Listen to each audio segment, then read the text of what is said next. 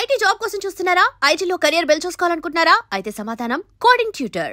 Specially personally next ఈ Indian army transformation, arm forces ట్రాన్స్ఫర్మేషన్కి air, naval and land ఫోర్సెస్కి కావాల్సిన ఎక్విప్మెంట్ తెప్పించుకుంటున్నారు డిఫరెంట్ సోర్సెస్ నుంచి. చాలా మటుకు మన దేశంలో తయారు చేస్తున్నారు ఆత్మనిర్భర్ భారత్కి. ఇవాళ కూడా హైదరాబాద్ ఏదో ఒక పెద్ద డిఫెన్స్ ఒక ఫ్యాక్టరీ ఓపెన్ చేస్తున్నా అని చెప్పి JSW వాళ్ళు అనౌన్స్ చేశారు. సో భారతదేశంలో ప్రైవేట్ సెక్టర్ చాలా మటుకు దీంట్లో దిగుతున్నారు. ఈవెన్ నెక్స్ట్ జనరేషన్ ఎయిర్క్రాఫ్ట్ తయారు చేసే దానికి టాటా లాంటి కంపెనీస్ రెడీగా ఉన్నారు. సో పాసిబుల్లీ వాళ్ళకు కూడా ఇస్తారు. రఫేల్ షెల్ హైదరాబాద్లో తయారవుతుంది. సో పుటిన్ వచ్చినప్పుడు హీల్ ఆఫర్ ఒక సూపర్ మార్కెట్ లాగా ఎంటైర్ బ్రాండ్ ఆఫర్ చేస్తారు. మీకు అది ఉంది, ఇది ఉంది, ఇది ఉంది, ఇదేం కాదు తీసుకోండి అని చెప్పేసి. కానీ మనం పిక్ అండ్ చూస్ చేయాల్సి వస్తుంది. చాలా మటుకు చాలా కేర్ఫుల్ ఉండాలి. ఎందుకంటే ఇది రష్యా దగ్గర నుంచి ఎక్కువ కొనుక్కుంటే US విల్ గెట్ యాంగ్రీ. వాళ్ళ మన మీద ఏదో ఒక శాంక్షన్ పెడతారు ఇండైరెక్ట్ టారిఫ్లు ఉంటాయి. కానీ మనం ఇప్పుడు రీసెంట్లీ వాళ్ళ దగ్గర నుంచి కొన్ని న్యూ హెలికాప్టర్స్ కానీ కొత్త మిసైల్ సిస్టమ్స్, హార్పూన్ ఇట్లాంటి చాలా మటుకు తీసుకుంటున్నాం అందులో. So they are happy with that. వాళ్ళ ఫ్యాక్టరీ నడుస్తుంటే వాళ్ళకి ఎంప్లాయ్మెంట్ వస్తుంది ఒకరు. కానీ మనం టెక్నాలజీ ట్రాన్స్ఫర్ రావట్లేదు మనకి. That's a big disadvantage. ఎందుకంటే మీరు ఒక మిసైల్ సిస్టమ్ కొనుక్కున్నప్పుడు మనకు for example BrahMos is Russian thing actually. Russia దగ్గర నుంచి వచ్చింది కదా. దాంట్లో బ్రహ్మపుత్ర అండ్ మాస్కో రివర్ పేర్లు పెట్టేసి బ్రహ్మోస్ అని తయారు చేస్తారు. ఇప్పుడు now we're selling to third world countries. ఇప్పుడు నిన్న వచ్చిన రిపోర్ట్ ప్రకారం ఆఫ్టర్ UP ట్రివాండ్రంలో సెకండ్ ప్రాజెక్ట్ పెడుతున్నారు. Originally began in Trivandrum, airport పక్కనే ఉంది. ఇంకో సెకండ్ ఫ్యాక్టరీ అక్కడ పెడుతున్నారు. ట్రివాండ్రంలో కన్స్ట్రక్ట్ చేయబోతున్నారు అని చెప్తున్నారు. అంటే we are gon expand the BrahMos ranges కంప్లీట్గా. ఎందుకంటే ఆపరేషన్ సింధూర్లో చాలా మటుకు BrahMos is work really well. ఇంకొక crucial piece of equipment aircraft పక్కన పెడితే మనం ఈజ్ S-500. మనం ఆపరేషన్ సింధూర్లో S-400 చాలా బాగా పర్ఫామ్ చేస్తుంది. మనకు తెలిసిన Pakistan high value Pakistan aircraft నాపడము, మిసైల్స్ నాపడము S-400 చాలా బాగా పనిచేస్తుంది. It's an expensive piece of thing, no doubt about it. In fact S-400 కొన్నప్పుడు కూడా మన మీద చాలా ప్రెషర్ పెట్టారు. ఏది కొనకూడదని చెప్పి US మన మీద శాంక్షన్ పెడతాం, అది చేస్తాం, ఇది చేస్తాం అని. అప్పుడు కూడా మోదీ గవర్నమెంట్ చాలా టఫ్గా sorry we will buy it. ఎందుకంటే US దగ్గర పేట్రియట్ కానివ్వండి, థర్డ్ సిస్టమ్స్ ఉన్నాయి. వాళ్ళు అది అమ్మడానికి ట్రై చేస్తున్నారు మనకి. సో ఇది ఏమైపోయిందంటే ఒక కాంపిటీషన్ అనమాట, బిజినెస్ కాంపిటీషన్. మా దగ్గర కొనండి అంటాడు, వాడు అంటారు మా దగ్గర కొనండి అంటారు. So we bought it from Russia. ఇప్పుడు రష్యా ఏమంటున్నారంటే నెక్స్ట్ జనరేషన్ S-500 అది నెక్స్ట్ జనరేషన్ ఆల్రెడీ రెడీ అయిపోయింది, రష్యా దగ్గర ఉంది. మేము మీకు కంప్లీట్ టెక్నాలజీ ట్రాన్స్ఫర్తో సహా ఇచ్చేస్తాం, మీరు తయారు చేసుకోండి. ఫస్ట్ సెట్ సెకండ్ సెట్ మా దగ్గర తీసుకోండి, మిగతా all you can make it, we will have a joint venture if you want. ఇది పరిస్థితి. సో ఇక్కడి నుంచి ఇంకా చాలా మటుకు చిన్నది ఉంటుంది. నాట్ జస్ట్ ఏం చెప్తారు డిఫెన్స్ కాకుండా మిగతా దాంట్లో కూడా బహుశా డిస్కషన్ జరగవచ్చు. అది మనం పుటిన్ వచ్చిన తర్వాత మినిస్ట్రీ ఆఫ్ ఎక్స్టర్నల్ అఫేర్స్ డీబ్రీఫ్లోనే మనకి ఇదంతా తెలిసిపోతుంది. సో S-400 అనేదే ఒక ఆపరేషన్ సింధూర్లో క్రూషియల్ రోల్ అనేది ప్లే చేసింది. దాన్ని మనం సుదర్శన్ చక్రగా కూడా అభివర్ణించారు. ఆ తర్వాత ద మోస్ట్ అడ్వాన్స్డ్ వెర్షన్ అనేది S-400 అంటే 4.5 జనరేషన్, ఇప్పుడు 5th జనరేషన్ వచ్చింది అనుకున్న తర్వాత ఇది డిఫెన్స్ సెక్టార్కి అయితే, ఆ తర్వాత అమెరికాకి ఉన్నటువంటి మెయిన్ కన్సర్న్ అంతా కూడా మనం అక్కడ నుంచి చమురు కొనుగోలు చేస్తున్నాము అనే దానికి సంబంధించి. దాని గురించి కూడా మాట్లాడుకుంటారా? నెక్స్ట్ ప్లాంట్స్ గురించి, వాటిని ఏం చేయబోతున్నారు అనేది.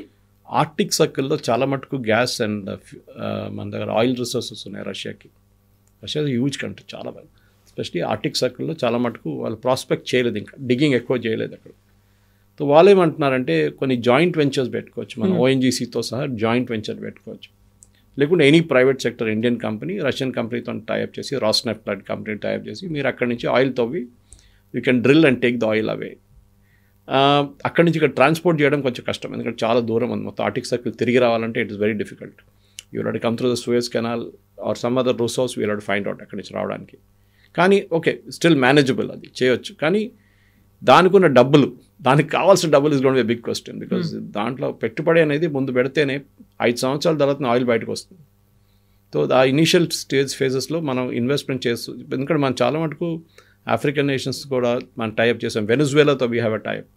సో మన ఇంటర్నేషనల్ ఆర్గనైజేషన్స్ ONGC లాంటిది వాళ్ళు ఇంటర్నేషనల్ వింగ్ అంటే టైఅప్ చేస్తున్నారు. సో రష్యా ఇది కూడా ఆఫర్ చేయబోతున్నారని ఒక ఏం చెప్తారు rumours are circulating that Russia will offer oil. ఎందుకంటే మనం రష్యా దగ్గర నుంచి ఎంత పెద్ద యుద్ధం జరిగినప్పుడు కూడా $40 పర్ బ్యారెల్ మన ఆయిల్ కొనుక్కున్నాం రష్యా దగ్గర నుంచి. ఇంటర్నేషనల్ మార్కెట్లో $90 పర్ బ్యారెల్ నడుస్తున్నప్పుడు ప్రెసిడెంట్ బైడెన్ మోదీ గారికి ఫోన్ చేసి మీరు ప్లీజ్ కొనుక్కోండి ఆయిల్, కొనుక్కొని రీఫైన్ చేసి మాకే అమ్మండి అని చెప్పి మనం USకి అమ్మాం అదే ఆయిల్. అంటే రష్యన్ ఆయిల్ రష్యాని బ్యాన్ చేసింది US, కానీ మనం రష్యా దగ్గర నుంచి కొని $40 కొని తీసుకొచ్చి ఒక $50-55, $60 USకి అమ్మాము మనం. They are happy with it. Even యూరోప్కి అమ్మాయి మనం ఆయిల్. Why Europe? యూక్రెయిన్కి డీజిల్ అమ్మాయి మనం ఇండియన్ కంపెనీస్. సో దాంట్లో ప్రైవేట్ సెక్టర్ ఉన్నారు, రిలయన్స్ కానివ్వండి, నియారా కానివ్వండి, అది కాకుండా మన హెచ్పిసిఎల్, ఐఓసిఎల్, బీపీసీఎల్ వీళ్ళందరూ కొనుక్కుంటున్నారు, ఆయిల్ చేస్తున్నారు. ఇప్పుడు కూడా మన లాస్ట్ మంత్ కూడా we bought record number from Russia. దానికే మన మీద శాంక్షన్స్ పెట్టారు 50%, అంటే first 25 then 25 sanction, because we're buying Russian oil. It's different matter that మనకన్నా ఎక్కువ ఆయిల్ చైనా కొనుక్కుంటున్నారు, చైనా మీద ఏ శాంక్షన్స్ పెట్టలేదు దాని గురించి. యూరోప్ మనకన్నా ఎక్కువ గ్యాస్ కొనుక్కుంటారు రష్యా దగ్గర నుంచి, వాళ్ళకు కూడా ప్రాబ్లం లేదు. కానీ మనం కొనుక్కుంటే ప్రాబ్లం ప్రెసిడెంట్ ట్రంప్కి, ఎందుకంటే ఆయన ఏమంటారు మా దగ్గర కొనండి. సో మనం ఏం చేస్తామంటే లాస్ట్ మంత్ ఒక అగ్రిమెంట్ సైన్ చేస్తాం యూఎస్తో, మీ దగ్గర నుంచి గ్యాస్ కొనుక్కుంటాం మేము, న్యాచురల్ గ్యాస్. అది న్యాచురల్ వీల్ అడి గెట్ ఇట్ హియర్, యూఎస్ కూడా హ్యాపీ. ఇప్పుడు మీరు రష్యా దగ్గర నుంచి కొనేసుకోండి, మాకు ప్రాబ్లం లేదని చెప్పి కనుమూసుకున్నారు. ఇప్పుడు ఏం చెప్పట్లేదు. బహుశా మన అగ్రిమెంట్, ట్రేడ్ అగ్రిమెంట్ ఇంకొక 15 రోజుల్లో లేకుంటే మ్యాక్సిమం బిఫోర్ క్రిస్మస్ సైన్ అయిపోతుంది first phase agreement. Piyush Goyal గారు చాలా క్లియర్ ఇండికేషన్స్ ఇచ్చారు. అది వచ్చేస్తే ఈ 50% తగ్గించి బహుశా 25 చేసో లేకుంటే 15 కూడా చేయొచ్చు, ఎందుకంటే రెసిప్రోకల్ టారిఫ్ ఉంటుంది. సో దాన్ని బట్టి మనం మళ్ళీ రష్యా నుంచి, అప్పుడు దాకా రష్యన్ వార్ కూడా ఆగిపోతే, Ukraine war, we can easily by oil from Russia. Russia ఎప్పుడు మర్చిపోరు. మనం ఒక మాట గుర్తుపెట్టుకోవాలి, అది నెహ్రూ టైం నుంచి, ఇందిరాగాంధీ టైం నుంచి till Narasimha Rao and beyond Manmohan Singh and Modi దాకా Russia is a fair weather friend అంటాం మనం. ఎప్పుడు మన చేయి ఇవ్వలేదు రష్యా, వాళ్ళు పట్టుకున్నాం, come we will help you అని చెప్పేసి.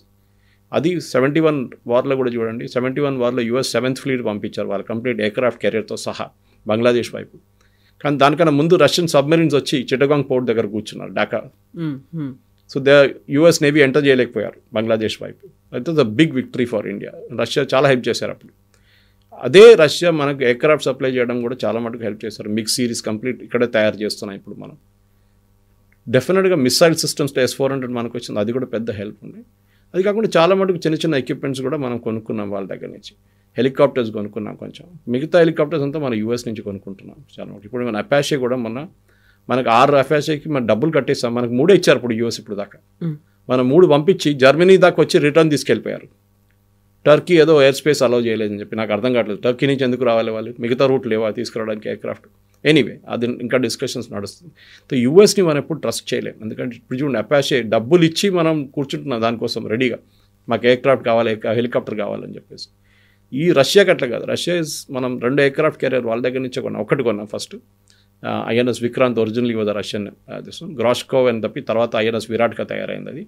Then we bought 1 from UK also, అది కూడా కొనుక్కోం. సో 3 ఎయిర్క్రాఫ్ట్ క్యారియర్ ఉండే, 1 నౌ దాంట్లో 2 స్క్రాప్ చేసేసారు.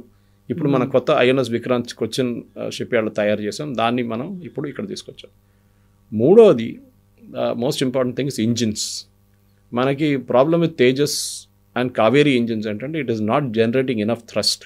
కావేరీ అనే ప్రాజెక్ట్ ఆల్మోస్ట్ 25 సంవత్సరాలు నరసింహారావు గారి టైం నుంచి మొదలైన ప్రాజెక్ట్ అది డిఆర్డిఓ దగ్గర. It has been one of the biggest failures డిఆర్డిఓది. డిఆర్డిఓ చాలా మటుకు సక్సీడ్ అయింది మిసైల్స్ కానీ మిగతా, కానీ ఇంజిన్లో దే డిడ్ నాట్ సక్సీడ్. తయారు చేశారు కానీ దాని పవర్ లేదు. Fifth generation aircraft, 4th generation aircraft power చేయడానికి you need tremendous amount of power ఇంజిన్లో. అది మన కావేరీ ఇంజిన్ చేయలేకపోయారు. ఇప్పుడు సాఫ్రాన్ వాళ్ళు కొత్తగా యూనిట్ హైదరాబాద్లో పెట్టారు. They will supply that engines for Indian air force. So బహుశా హెచ్ఐఎల్కి అది ఇచ్చేసి హెచ్ఐఎల్ దాని నుంచి తేజస్లో పవర్ చేయబోతున్నారు. ఏఎంసీఏ కూడా నెక్స్ట్ జనరేషన్ ఎయిర్క్రాఫ్ట్ 4th జనరేషన్లో కూడా అది వాడతారు ఇంజిన్. రష్యా మనకి ఇంజిన్స్ వస్తే ఇంకా బాగుంటుంది. రష్యా నుంచి ఇంజిన్స్ స్పెషల్లీ మిగ్ సిరీస్లో మనకి ఇస్తే we can go for that. దాని తర్వాత of course Su-57 is there, it's a big price. అది వచ్చేస్తే మనకు చాలా మటుకు ఇఫ్ దట్ టెక్నాలజీ ట్రాన్స్ఫర్తో వస్తే ఇట్స్ అల్టిమేట్ లాటరీ మనకి. ఈ రీసెంట్గా జరిగిన చైనాలో జరిగింది, అక్కడ మోదీని చంపాలని CIA కుట్ర పన్నింది, దాని తర్వాత రష్యా అధ్యక్షుడు పుతినే సేవ్ చేశాడు, దాన్ని స్పెషల్ కార్లో కూర్చోబెట్టుకున్నారని. దాని తర్వాత జరుగుతున్నటువంటి మీటింగ్ ఆల్మోస్ట్ 4 years తర్వాత మళ్ళీ పుతిన్ మన దగ్గరికి వస్తున్నాడంటే చాలా క్రూషియల్గా ఉండబోతుంది. అందులో మోస్ట్ ఫ్రెండ్లీ స్టేట్లోనే ఈ మీటింగ్స్ అనేవి కూడా ఉండబోతున్నాయి. ఫర్దర్ డెవలప్మెంట్ కోసం, ఫర్దర్ మ్యూచువల్గా ఉండేటువంటి బెనిఫిట్స్ కోసమే ఉండబోతున్నాయని బోల్డ్ అన్ని స్పెక్యులేషన్స్ అయితే ఉన్నాయి కదా. డెఫినెట్గా, ఎందుకంటే నేను అనుకున్న పుటిన్ గారిని 26 జనవరి చీఫ్ గెస్ట్గా పిలవాలండే. మళ్ళీ that would have given real optics అంటాం మన ఇంగ్లీష్లో. అంటే ఆయన రావడం, అక్కడ దిగడం. కాకపోతే బోల్డ్ అంతా హైలీ సెక్యూర్డ్ జోన్లో ఉంటారు కాబట్టి అంత పబ్లిక్ పరేడ్ అనేది కొంచెం కూడా కాదు, ఇంటర్నేషనల్ లెవెల్లో అది ఒక ప్రాబ్లం అవుతుంది. ఎందుకంటే అక్కడ అందరు ఎంబసీ నుంచి అందరు వచ్చి కూర్చుంటారు ఆ టైంలో. కంప్లీట్ ఢిల్లీలో ఉన్న కంప్లీట్ డిప్లొమాటిక్ కోర్, ఆస్ట్రేలియా నుంచి న్యూజిలాండ్ దాకా, US, యూరోప్ అందరు, నేటో అందరు వచ్చి అక్కడ ఉంటారు, అరబ్ కంట్రీస్. ఆ టైంలో పుటిన్ రావడం అనేది it will be a big embarrassment వాళ్ళకి. సో బహుశా అది ఉండకపోవచ్చు, but he's coming, that's a big thing. మీరు అడిగిన ప్రశ్నకి అక్కడ ఈ పుటిన్ ఒక లెవెల్లో ఆలోచిస్తే ఆయనకు ఒక ఇంటర్నేషనల్ ఎంబార్గో ఉంది. ఇప్పుడు మోదీ గారి దగ్గర వచ్చినప్పుడు ఒక యాక్సెప్టబిలిటీ వస్తుంది. మళ్ళీ చైనాకి వెళ్ళారు, చైనాలో మాట్లాడారు, మోదీని సెక్యూర్ చేశారు మీరు చెప్పినట్లు. ఎస్, రష్యా ఎప్పుడు మనం మర్చిపోకూడదు రష్యాని. Russia had a role in India. అది నేను చెప్పినట్టు నెహ్రూ గారి టైం నుంచి till Manmohan Singh it really work, even Modi గారి టైంలో కూడా. కానీ at the same time we need to practically మనం ఆలోచించాలి. లోకం మారిపోయింది చాలా మటుకు. Today we buying French aircraft Rafale, దానికన్నా ముందు జాగ్వార్ కొన్నాం వాళ్ళ దగ్గర నుంచి మనం. సో ఫ్రెంచ్ కూడా now the big partner with us. At the same time మనం చైనా ఇన్ఫ్లుయెన్స్ తగ్గించడానికి రష్యాను వాడుకోవాలి. చైనా మీద చాలా మటుకు ఇన్ఫ్లుయెన్స్ రష్యాకు ఉంది డెఫినెట్గా.